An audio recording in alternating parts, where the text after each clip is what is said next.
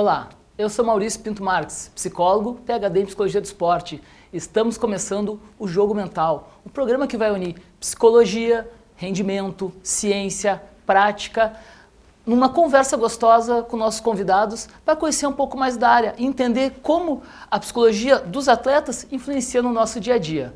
E hoje, um programa super especial de inauguração, vamos trazer a convidada Lisandra Soldati.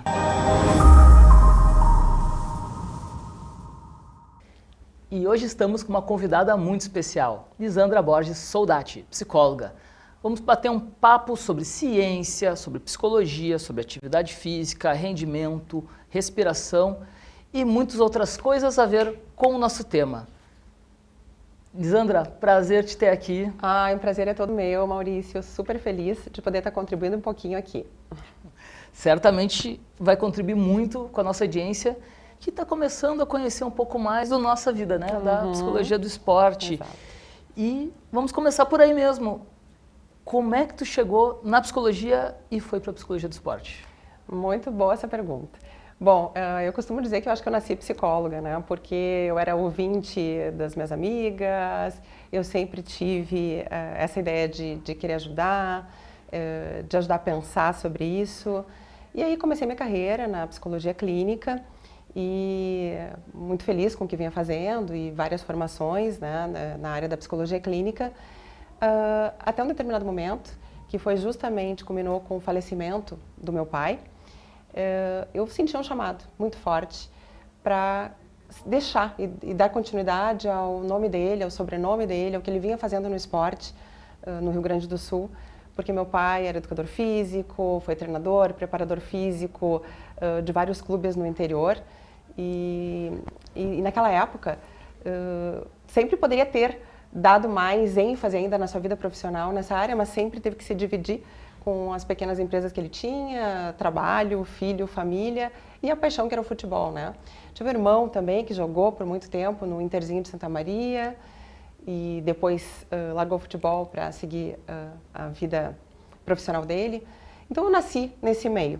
E com o falecimento do meu pai eu senti esse chamado. E aí comecei a fazer os investimentos em todos os cursos, muito mais voltado para o futebol, dentro da área do esporte, mas muito mais voltado para o futebol e adaptando também todas as minhas formações para o futebol, que é um lugar onde eu nasci, era um terreno que eu conheço muito bem e uma área muito específica, única, né? Tanto que até hoje, na minha carreira, eu só aceitei duas pessoas que não eram atletas de futebol, um de futevôlei e outro de rugby. As afins, né? Mas a menina Lisandra foi criada então nesse ambiente, vestiário, gramado. Sim, e além disso eu fui atleta de voleibol durante um período grande da minha vida e acho que isso me ajudou muito também. Porque se eu tivesse tido talvez um acompanhamento naquela época, tudo teria sido muito diferente. As minhas inseguranças, meus medos, as minhas angústias, a pressão que eu sentia por performar. Então isso acho que também estava dentro de mim. Além de estar assistindo sempre, eu brinco que eu ficava horas esperando meu pai depois dos jogos e que eu ficava torcendo que eles ganhassem, porque se o time dele perdesse, eu sabia que eu ia ficar horas esperando para a gente poder ir embora, porque a resenha era interminável. E como muda o ambiente de uma vitória para uma derrota, né? Muito, muda muito.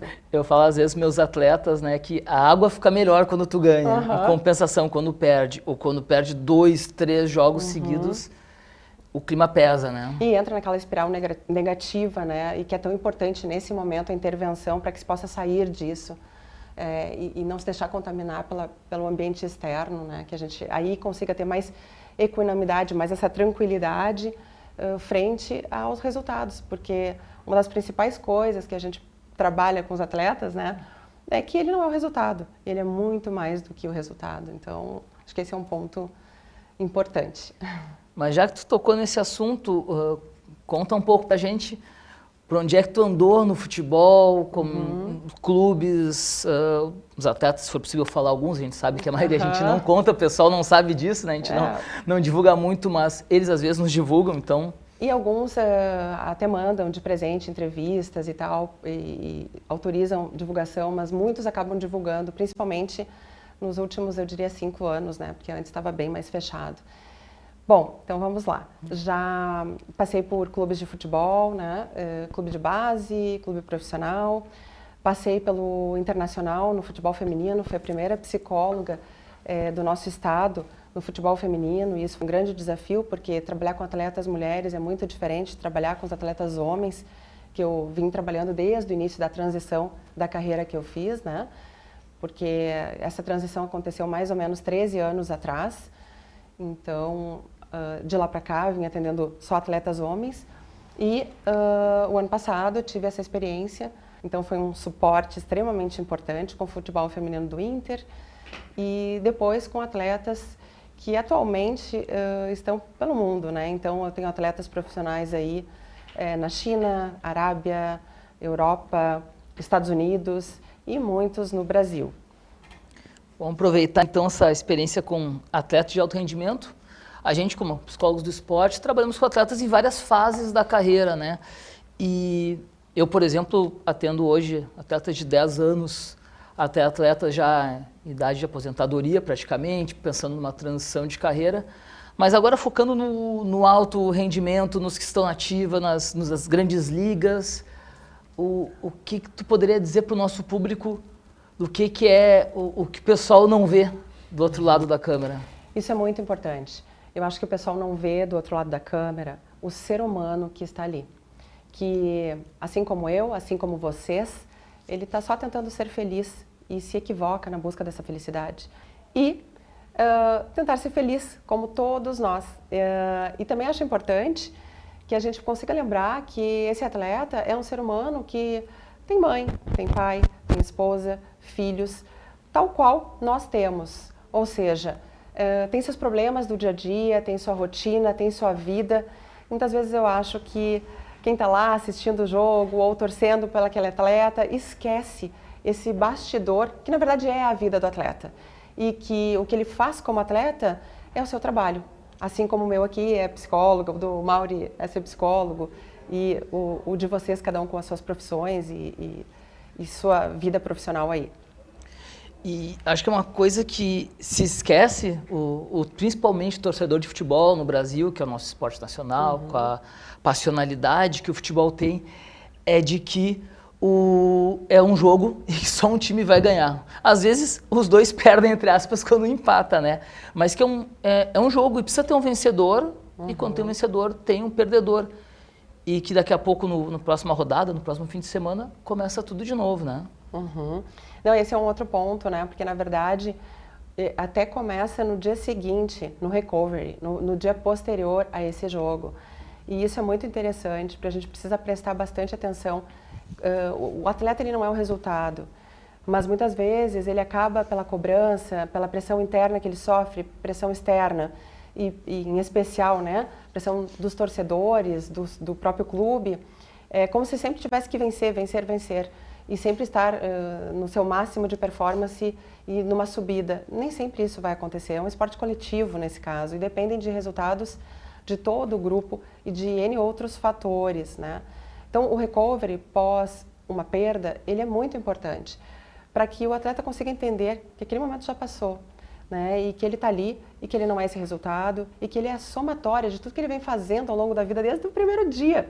Que ele lá, com aquela criança feliz, tocou na bola e amou aquilo, e a partir daí seguiu o seu desejo de jogar mais, de treinar, de ir para as categorias de base e dar sequência a isso, né? Então, recuperar essa criança feliz, lembrar que ele lá atrás começou porque amava o que fazia, é muito importante resgatar isso após uma perda e também lembrar, após uma vitória, que ele não é vitória e que ele tem que começar treinando igual para o próximo jogo que vem, com a mesma dedicação, o mesmo empenho, né, a mesma vontade, o mesmo desejo. Então, eu acho que isso é bem importante. Tu me lembrou uma fala budista que o Phil Jackson, foi treinador de Chicago Bulls, do Michael Jordan, do Lakers quando jogava o Kobe Bryant, que eles falam, nos budistas, em dias difíceis, busque água e corte lenha. E nos dias difíceis, busque água e corte lenha. Porque tu, no final, tem que fazer todo dia o que tu tem que fazer, independente se foi fácil, se foi difícil. E o atleta, por mais que ele se paute muito no resultado, porque o esporte de alto rendimento é cobrança por vitória, o alto rendimento. Mas a gente sabe que ao final de cada campeonato, um time é campeão, no final de cada competição, um atleta ganha medalha de ouro, o outro ganha de prata, às vezes achando até que perdeu a de ouro, outro a de bronze, que às vezes vira uma conquista também. É um absurdo a gente pensar que, logicamente, que o bronze, em termos de conquista, é superior à prata, mas eu escutei isso essa semana de um atleta. Eu prefiro ficar em terceiro que ficar em segundo se tem uma final. Então, tem vários outros aspectos que a gente não se dá conta do dia a dia do atleta. Mas eu queria que tu contasse um pouco para nós, Lisandra, a preparação. Como é que é, em média, a preparação que tu fazes com o atleta, pensando já num campeonato, pensando num jogo? Como é que é esse dia a dia? Ótimo. Na verdade, acabei desenvolvendo um método próprio por ter sido psicóloga clínica tanto tempo antes, né? E ter adaptado várias formações, as formações de terapia de esquemas, mindfulness, e todas as outras, e depois foi somando, né, para criar esse método próprio. Então a gente tem protocolos, mas mais do que protocolos, eu acho que o mais importante é a relação com esse atleta, essa confiança e essa troca. Então a gente trabalha desde respirações, né, respiração funcional e respirações preparatórias para jogo, que podem ir desde respirações que podem evitar uma cãibra, para que ele esteja preparado caso aconteça, para que ele não tenha que sair de campo. Isso é uma coisa boa que os atletas têm utilizado muito, né? Uma respiração para tranquilizar, para acalmar, práticas para ele ter mais foco. Eu uso muito, eu trabalho muito com a questão do corpo, porque o atleta é muito físico, é muito corpo, né? Se a gente pensar que ele era uma criança que desde muito cedo acabou sofrendo muitos impactos físicos e treinou com dor, e segue treinando com dor, então o corpo ele fala muito. Então que ele também consiga conversar com esse corpo e preparar esse corpo para aquele novo desafio que ele tem, que é o dia do jogo, né? Obviamente, a gente também usa visualizações de imagem, a questão do sono é muito importante, e aí entram nossos colegas, né, nutricionistas também com a questão da hidratação, da comida, a parte nutricional que ele vai comer, e a questão de ter uma vida extra-campo feliz e boa, né? Que ele possa também encontrar alegria genuína fora do futebol, porque isso vai ajudar muito dentro de campo. Então, até no dia anterior ao jogo, que ele possa fazer algo que seja muito prazeroso para ele, desde que não vá prejudicar a performance dele, ou 2 dias antes, mas que ele possa ir também trabalhando com esse extra-campo de uma maneira feliz, genuína, que possa trazer aquela criança feliz para um momento mais desafiador e difícil que ele enfrenta no dia do jogo. E como tem isso, tu já citou na tua resposta anterior, né, de o atleta às vezes perde o jogo e parece que ele tem que incorporar o torcedor de que não pode ser nada bom depois porque eu perdi o jogo, né?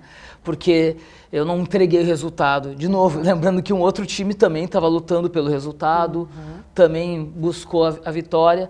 E eu estava com um atleta esses dias, a gente conversando de como ele conseguiu botar no descanso, às vezes é no dia do jogo posterior ou na noite já, mas de poder, por exemplo, fazer o churrasquinho dele para deixar passar um pouco, porque antes ele precisava ficar, parece, odiando tudo que está acontecendo até ter a chance de no próximo jogo ele estar melhor, caso a vitória viesse. Mas como eu trouxe para ele que estava errada essa dinâmica, né, de que falar, pô, se tu pautar a tua vida só pelas vitórias e até o empate, que às vezes é muito bom, não for considerado, e considerando que um atleta é de alto rendimento, de um tipo muito bom, ele só ganha mais ou menos 55%, 60% dos jogos, tu vai passar quase metade dos teus dias mal, sofrendo, se odiando, porque não vê resultado.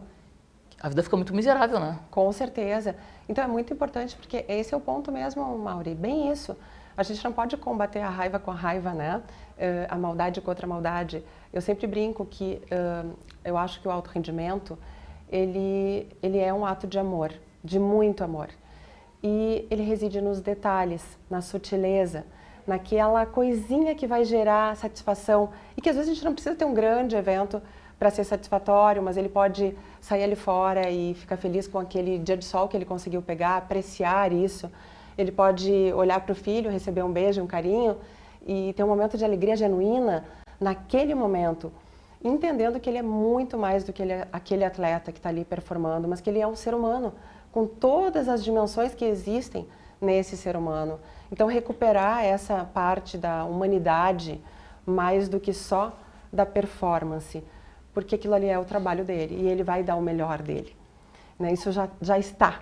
Né? Quando um atleta escolhe ser um atleta, ele vai se desafiar, ele vai ter um nível de cobrança maior, ele vai ter um padrão mais rígido de cobrança, né? E de realização também. Então, acho que isso é muito importante, essa flexibilidade, que entra até, se a gente puder falar, no construto de fortaleza mental, né? Que não é quebrar, eu vou fazer o meu máximo até quebrar, mas eu vou saber recuperar rapidinho do meu erro, eu vou usar os elementos de autocompaixão, voz mais amorosas comigo mesmo ou comigo mesma. Eu vou conseguir dizer para mim que tá tudo bem, que eu tô aqui contigo, né? A gente vai para a próxima, essa não foi a melhor performance, mas a gente vai tentar novamente. E lembrar que ele não está sozinho. E aí entra a questão da respiração como uma grande companheira e preenchedora, integradora desse corpo físico, mental, emocional. E conta um pouco mais pra gente da respiração, porque é engraçado, né? A respiração está com a gente todo momento. A gente não pode ficar, acho que 2, 3 minutos sem estar com a respiração. Uhum. Porém, ao mesmo tempo que é algo automático pra gente não precisa pensar para respirar, mas se eu falar, presta atenção na respiração, ou tu tá respirando, automaticamente tu sente a respiração. Como é que é trabalhar com a respiração? Porque a gente não acha que precisa aprender a respirar, a gente só respira, não? E é muito interessante, porque sim, a gente precisa aprender a respirar. E a gente respira muito mal. A grande maioria das pessoas, e inclusive dos atletas, eles têm uma respiração disfuncional. E essa respiração disfuncional pode levar a queda de rendimento, a transtornos de ansiedade, a dificuldades no sono. Então, a nossa respiração ela é norteadora, muito significativa, do alto rendimento. Seja alto rendimento na vida, ou seja alto rendimento no futebol. Então, Lisandra, traz para quem está em casa aí, seja o dono de casa, a dona de casa, o atleta, o menino, a menina que quer ser atleta, que técnica de respiração que a gente poderia começar para entender disso que você está falando? Ótimo, vamos lá. Então, a primeira coisa muito importante é que a gente deve sempre respirar nasal. O nariz foi feito para respirar e a gente tem nele mais de 30 funções e não a boca. Então, uma respiração nasal, ela já nos ajuda 70%. E, inclusive, ela já nos ajuda também no alto rendimento, tá? Mas, então, ela deve ser nasal, ela deve ser tal qual a gente quer uma vida, ela deve ser leve. E a gente quer uma vida leve ou pesada? Leve. Ela deve ser fluida, a gente não quer uma vida parada. E no esporte, a gente precisa ter essa fluidez, então ela precisa ser fluida. E ela precisa ser profunda. Então, idealmente, a gente deveria respirar muito pela nossa parte diafragmática. E para quem está em casa, então, coloca a mão aí no seu abdômen, abre até a região peitoral. E eu convido vocês a fazer uma inspiração inflando a região do abdômen, como se ele fosse um balão. E durante a exalação, a gente vai levar o abdômen como se ele quisesse ir lá para a região das costas, exalando todo o ar. Aqui a gente está ativando o diafragma. A gente já tem uma respiração que nos traz mais foco, mais tranquilidade, está ativando um sisteminha que a gente chama sistema nervoso autônomo, que funciona autonomicamente do centro da nossa calma, que é o parasimpático. Porque se a gente respira só no peito, curto, a gente está ativando um sistema simpático, que é aquele de luta ou fuga. Então, o convite aqui é inspira nasal, exala, inspira, exala. E se puder imprimir uma contagem, 5 segundos para inspirar, vai ter um platôzinho quando a gente está lá em cima, com o pulmão cheio. 5 segundos para exalar e um outro platô de exalação quando a gente está com os pulmões vazios. Então, só respirando dessa maneira, a gente já tem aí muitos benefícios. essa é a respiração quadrada, né? Que tem 4 momentos... Essa não é bem a quadradinha, porque a quadradinha a gente conta 4 a gente retém com o pulmão cheio, 4 segundos a gente exala e 4 segundos a gente retém com o pulmão vazio. Obviamente, quando eu estou trabalhando com os atletas, a gente tem técnicas muito específicas. A gente tem trabalhos com retenção sem ar, porque isso vai melhorar e vai ser a quantidade ideal de oxigênio intracelular que precisa ser liberado.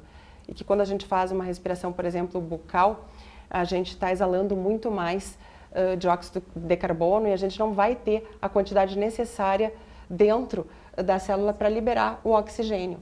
Então, existem técnicas muito específicas, são diversas técnicas, né? Para cãibra, para acalmar, para ter mais foco. Daí a gente vai ter também respiração para aquele dia que o atleta está mais cansado, ele tem jogo, ele está lá no pré-jogo dele, no vestiário. Então, a gente vai ter uma respiração também para ele ficar um pouco mais agitado, para ele aumentar o nível de energia dele, que não pode ser demais, mas não pode ser de menos. Então, ele conhece, se reconhece e modifica e intervém nele mesmo através das técnicas respiratórias. Já deu para ver que sou apaixonada por isso, né? E é muito legal isso, né, de que a gente sempre... O que me levou à psicologia do esporte foi o estudo da motivação. Mas a gente tem uma visão popular que toda questão de rendimento é falta de motivação. Como se fosse a única coisa que importa é estar motivado ou não. E fazer, às vezes, não só o grande público, mas até o atleta entender, né, que às vezes é o excesso de motivação, entre aspas, enormes, que a gente chama de ativação, né? E que a melhor coisa a fazer é baixar um pouco a bola e a respiração é o grande mecanismo, a grande alavanca para ajudar, né? Sem dúvida, ajuda muito. Eu tendo muitos goleiros, né? Eu posso falar alguns, mas assim, o Cássio, por exemplo, que foi um goleiro, começou comigo lá no Corinthians, em momentos muito desafiadores, agora está no Cruzeiro. Tem goleiros que estão na Arábia Saudita, tem o Bruno na Europa, enfim, são vários mesmo. E é engraçado porque a posição deles é uma posição muito cruel, né? E que eles precisam estar muito, muito focados, mas eles também têm que manter a quantidade de energia durante todo o jogo. Porque mesmo num jogo onde esteja muito tranquilo e o jogo está acontecendo lá do outro lado, ele não pode baixar a energia dele, porque a atenção e o foco tem que estar o tempo inteiro, né? É totalmente diferente de um atleta de linha que vai tocar na bola, por exemplo, no máximo aí 90 segundos. Talvez o goleiro toque até menos que isso, mas a atenção dele precisa ser quase que dobrada, né? Então, é interessante essas técnicas, porque ele pode fazer, inclusive, quando ele está lá, durante o próprio jogo, ele já sabe o que ele precisa em cada momento. Quando começa a sentir a baixa de energia, a falta de foco, a dispersão, ou quando ele começa a ficar preocupado com o tempo. Então, isso é muito importante. Excelente. E é até legal para o público leigo em casa. A Lisandra, por exemplo, falou o nome de alguns atletas que trabalha, porque esses atletas divulgaram, falaram o nome dela. A própria fala do Cássio, contando num momento difícil que passou, viralizou, não só no mundo da psicologia, no mundo do esporte. Eu recebo toda semana nas redes sociais algum colega que está compartilhando essa fala. Então, nosso trabalho, ainda que seja de bastidores, né? Bastidores, estava procurando a palavra, me salvou. Os atletas hoje, muitos fazem questão de contar isso e estão virando embaixadores da saúde mental, não só para o grande público, mas para outros atletas. A gente está quebrando nesses últimos 5 anos esse tabu de não se falar sobre saúde mental, né? Nossa, isso é muito importante, porque antigamente eles meio escondiam. Por exemplo, eu tenho um atleta que trabalhou comigo muito tempo, e que ainda faço uma consultoria para ele, mesmo que ele tenha se aposentado, e tenho orgulho hoje de poder ajudar a desenvolver o filho dele, que a gente tem uma relação incrível, mas foram 10 anos junto com ele, e agora até mais, né, pós-aposentadoria, e que é o Lucas Leiva. E ele começou também a falar sobre isso e mostrar a importância desse trabalho, porque eu acho que são as figuras, as personalidades do futebol que têm uma função muito importante de ajudar esses meninos, esses atletas mais jovens, atletas de base, a entender o quanto é importante cuidar da saúde. A gente fala saúde mental. Mauri, eu detesto esse nome, porque eu penso que não há saúde sem saúde mental. E não há saúde mental também sem saúde física. Então é super importante que a gente entenda que uma coisa está ligada à outra. Bate-bola, jogo rápido. Para responder com uma palavra um pouquinho mais. Um ídolo no esporte. Ayrton Senna. Um livro. O ego é seu maior inimigo. Todo mundo em casa aconselho a ler. Trabalhar com o sonho dos outros. Fabuloso, porque meu sonho é trabalhar com o sonho dos outros. Uma conquista pessoal. São tantas, mas eu acho que uma conquista pessoal é ser a mãe que eu tenho me tornado cada vez mais. Eu acho que isso foi o maior desafio da minha vida até hoje. E para finalizar, vencer. Vencer, nunca desistir. Errar, persistir, subir de novo. Vencer para mim é isso. Isso é um vencedor, aquele que nunca desiste. Mas como tudo que é bom passa muito rápido, chegamos ao fim do nosso primeiro episódio do O Jogo Mental. Quero agradecer a você que esteve ligado aqui, querendo aprender um pouco mais sobre psicologia, ciência, atividade física, performance e saúde mental. E especialmente agradecer a tia Lisandra, que esteve aqui dando algumas aulas pra gente. Eu que agradeço, muito obrigada pelo convite e obrigada a você que esteve aí nos assistindo até agora. E a dica de hoje então ficou: respire.